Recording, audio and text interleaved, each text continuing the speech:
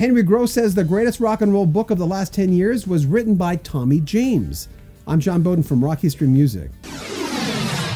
In 2010, Tommy James wrote a book, Me, the Mob, and the Music, about his time with Tommy James and the Shondells. And Henry Gross loved this book because there's parts of this book that talks about something that happens a lot in music, an unfortunate thing. It might be called standing too close to the elephant. I mean, I know the term, but it's kind of an offset of that, where you don't see the big picture. Henry Gross explains. What's the greatest book in rock and roll in the last 10 years? It's Tommy James's book. Because he says the greatest thing. And he comes to a truth. And it's an unpleasant truth, because people want to be utopian.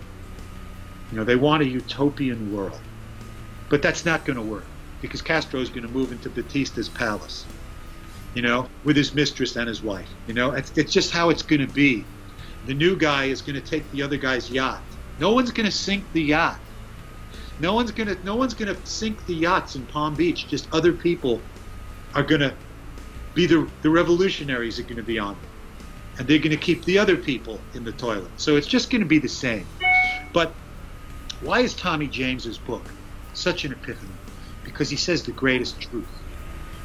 Morris Levy, who, if you don't know who Morris Levy was, he was a publisher, and he owned Roulette Records in Cameo Parkway, and he was, you know, he was a brilliant guy. There was another side, maybe a bad side to Morris Levy, but there was also a great side to Morris Levy, and the people like him. Maybe they were connected to some less than ethical people, but so is everyone that's been in our government for the last 100 to 200 years. So I don't want to, I'm not going to judge, oh, but they kill people. And I refer you to The Godfather. Really, Kay, who's being naive now? From Al Pacino to Diane Keaton. So I look at that, and Tommy James, what does he say about Morris Levy? He says, well, you know, he never got paid. And finally, some days he'd get no money. And he'd go into Morris, he'd say, Morris, these records are #1, I don't have any money. And Morris would say, give the kid 10 grand and get him out of here, you know? And once in a while he'd pay him. And so finally Tommy James goes to Morris Levy, and he gets off. Morris says, go ahead, you're on your own, go sign somewhere else. So he goes and he signs with Epic. Now every record Tommy's put out has gone in the top 10. Why? Because Morris said so to everybody in radio. Now, so Tommy James is out there, he's the biggest star and one of the big stars in America, and he's great. And his records are, you know, sorry, man, Moni, it's just, you know, the Rolling Stones never beat it. It's just as good as that, you know. I mean, he's got great records, man. Hanky Panky, that's on the pop radio. I mean, don't you want to relive those days? Please, man. You know, a Strat with a Wanger bar, I mean, it's an incredible record. And Tommy James had great records. I'm a huge fan of Tommy James. I still am.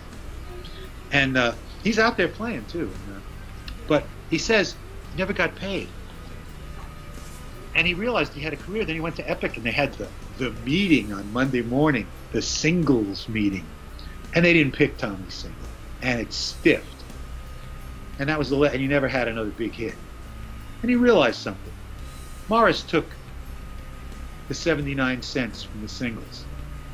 Tommy took the gig money. So now you have the honest corporate men with their 360 record deals, where they get pieces of the merchandise because they're not selling records anymore. So they're taking the piece of the management, the piece of the shirts, and of the whatever they're selling, the bracelets or whatever they're selling with Lady Gaga's name on it. Yeah. And but if you make it that big, you're rich. But if you don't make it that big, you're over, because you can't afford to work. So, and most people don't make it that big. Yeah. So, you know, there's always going to be a Beatles in every genre.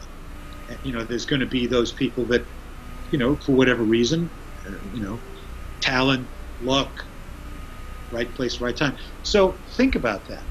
So now Tommy James goes out, and God knows what he gets paid a night in 2018. What is Tommy James? Who knows what he gets, but it's plenty. And he's got great musicians to work with, and he's playing classy shows with great PA systems, and he's living the dream. Morris is gone, he's dead, and he took some money that maybe at that point in time Tommy was entitled to 2 points of the record. So Tommy's missing. He's missing that $1 million, that $2 million, pick a number. How much you missing, Tommy? Nothing.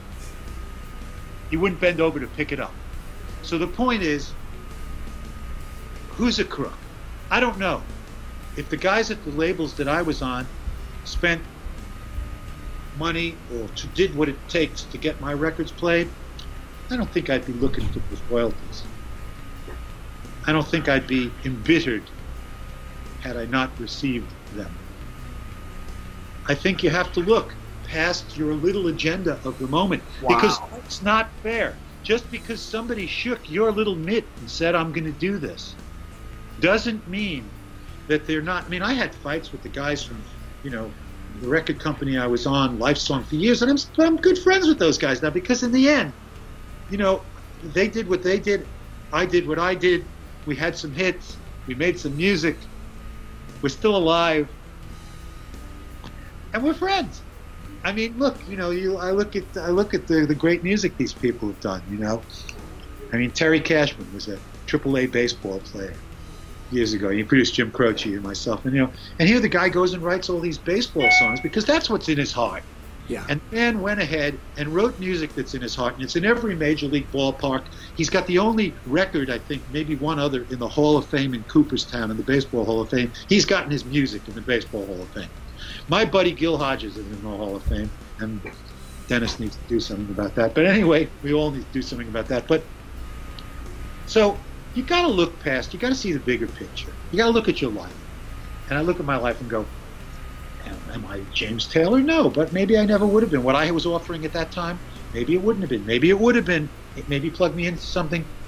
All things from the past indicate that it should have sold 1 million albums because people love it. It only sold nearly 500,000 or whatever, but it should have sold more. But woulda, coulda, shoulda.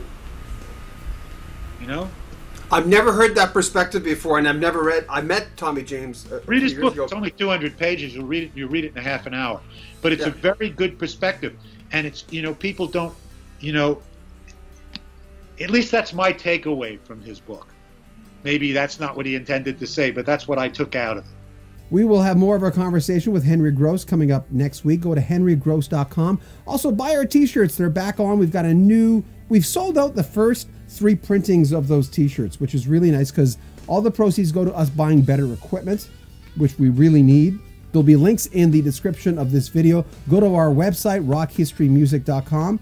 But make sure you comment on our videos, subscribe to our channel, and share our videos. I'm John Beaudin. This is Rock History Music.